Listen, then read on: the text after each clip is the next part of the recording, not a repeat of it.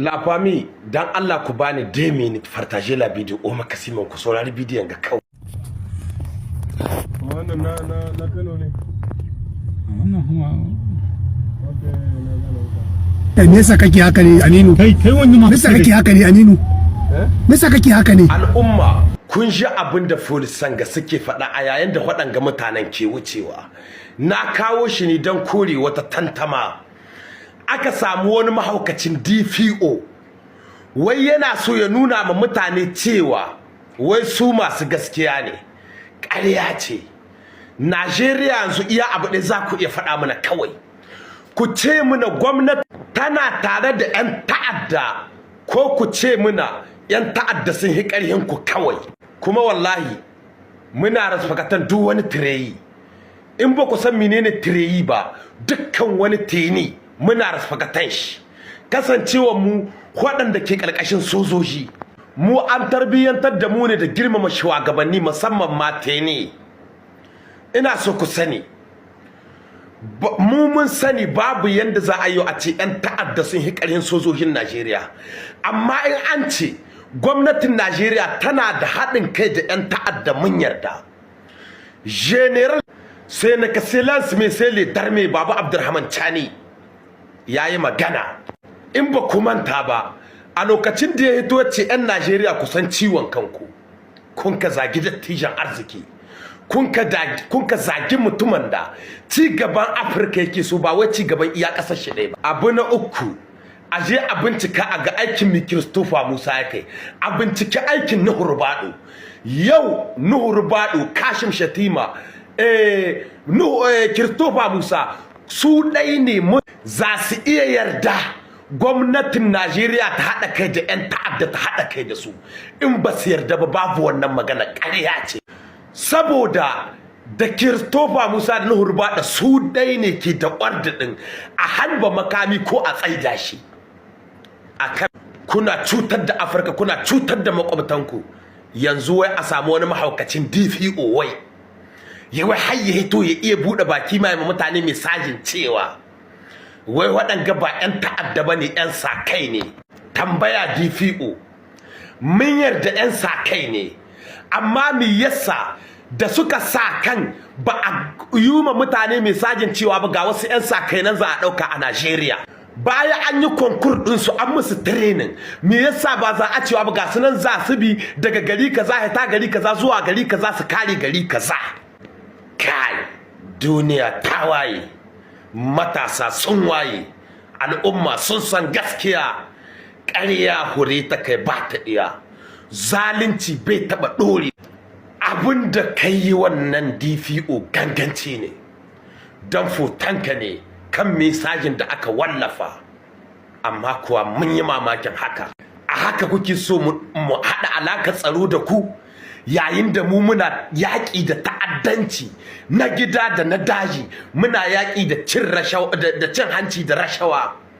A haka za a tsaro ba ma goyon baya inda haka tsaro zai tafiya. Kaf Afirka babu ga ƙasa ɗai wadda 'yan ta'adda suka taɓa hitowa hakan ga suka musu kauci 'yan ta'adda sart sai Najeriya. Ba saboda komi ba, Tulumbu yana muku barazana ne da rayukanku, yana tsoratar da ku ne, dole ku bi shi. In kun ce za ku ƙi shi kuma za ku ga abin da ba ku taɓa tunani.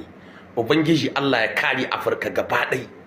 Ubangiji Allah ya muna maganin duk wani ɗan ta'adda, kuma duk wani mai haɗa kai da 'yan ta'adda Ubangiji Allah ya ci gaba da tona asirin shi.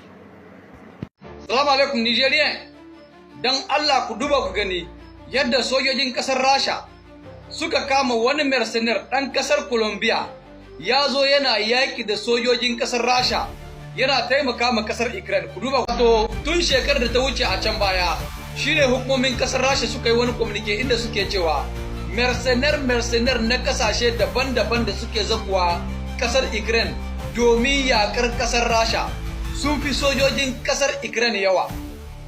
Ko can baya mun ga sojojin ƙasashen Europe da kuma ƙasashen Larabawa waɗanda suke yaƙar ƙasar Rasha. Saboda kuɗaɗe kuna zuwa kuna sa kanku masifa. Yau wannan da aka kama Allah kaɗai san abin da zai zamo. Kuna ga tsoro a idonsa. kuna ga duk ya rikice an kama ka kudaden da aka yi niyya a baka kun ba za a baka su ba. Haka zalika mutanen da kuke ga 'yan Afirka na da kuke ga ana ɗaukawa ana kai su, billahi lazi filin daga ne ake kai su, yawancinsu yaƙi ne ake kai su. Saboda haka idan kun ga turawa suna neman mu baƙaƙe, wallahi ba alkhairi bane ba, ba don wasu samu cikin aiki ne, no, suna ɗaukar mu ne domin a je a kai mu a filin daga. Duk lokacin da kuka ga turawa suna neman baƙaƙe, to ba don alkhairi suke neman su ba. Saboda haka wallahi ku kiyaye, idan kun ji Faransa tana son baƙaƙe ku zo, ko Italiya ko ɗaya daga cikin ƙasashen Europe, ba soyayya alkhairi wani ba, soyayya ce ta kiyayya. Soyayya ce ta kiyayya, ina gaya muku. Allah ubangiji ya samu dace. Wata sabuwa lafami goga baban aiki. Ƙura ta tashi a Burkina Faso tsakaninta da Faransa. Burkina Faso ta sanar da katse hulɗar diflomasiyya da Faransa sakamakon saba ƙa'idodin da suka haɗa da darjanta juna da ƙin yarda da rashin mutunta 'yancin ƙasar. Gwamnatin riƙon ƙwarya ta ƙasar Burkina Faso ta ce Faransa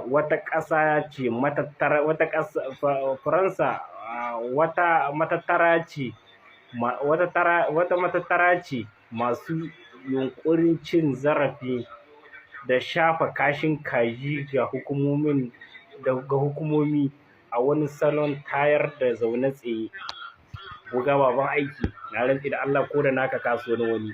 Vive le Captain Ibrahim Traoré, vive la Niger, vive la AES, vive le Mali. Ibrahim Traoré ya katse duk wata hulɗa ta tsakaninsu da Faransa sakamakon ganin Faransa tana rena mashi wayo. Haka ake son namiji. Sakamakon ya ga Faransa tana rena mashi wayo, Ibrahim Traoré ya katse duk wata hulɗa ta diflomasiyya tsakanin shi da Faransa. Babu ita yanzu, an katse ta. Na rantsi da Allah wannan shugaba da Allah ba shi iko shekara 10 a Afirka. Na rantsi da Allah sai ya zama abin kallo. Wannan shugaba sai ka sai na son shugaban da zai tsaya bai jiran kana ce mishi kulliya ce muka cas Allah maku ta banjama banjau. Ibrahim Traoré da ya katse wata hulɗa tsakanin shi da Faransa kwata babu ita yanzu, babu ita ya katse ta. Wallahi bibi army Burkinabe, bibi Captain Ibrahim Traoré. Partagez la direct la famille. Na rantsi da Allah. Bar da yanki Ali. Partagez la direct.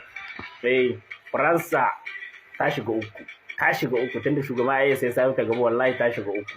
Amma jama'a a dinga kulawa da iyaye. Kar ka je kana ɗaukan kuɗi kana aiki a wata ƙasa ko a wani guri. Ka je kana ba yarinya kuɗi baka ba uwarka. Na rantsi da Allah muku addu'a iyaye ta hi komai muhimmanci. Addu'a ta iyaye da kake ganin ta. Wallahi in ka ba tsohuwar ka shika 20 shika 10 shika 15 in ta sa maka albarka duk wata masifa ta duniya aje a zo wallahi sai an barka. Na rantsi da Allah mako wannan shawara ce kyauta da ka je ka ɗauki kuɗi ka je kana ba wata iska daga ƙarshe ta zo ta yaudare ka ko kuma tana can tana gina gidansu kai ta barkar gidanku haka ba kai ba gidan naku. Na rantsi da Allah mako abu ya zame muku izina. Adda iyaye ta hi komai muhimmanci duk duniya in ka hudu manzan Allah babu wanda aka ce ka so kamar uwayenka. Duk duniya in ka hudu manzan Allah shine zaka iya bada iyayenka fansa ma akan shi. Amma in ka hudu shi duk duniya babu wanda aka ce ka so kamar iyayenka. Amma a haka wani ya bar uwar shi ya bar tsohon shi kana can kana tabka ma yan mata kuɗi yan iska. Allah ubangiji ya sa mu dace, Allah shirye mu, Allah shirye zuriya mu, Allah ubangiji ya sa mu gane. Partagez la direct. Captain Ibrahim Traoré ya aiki.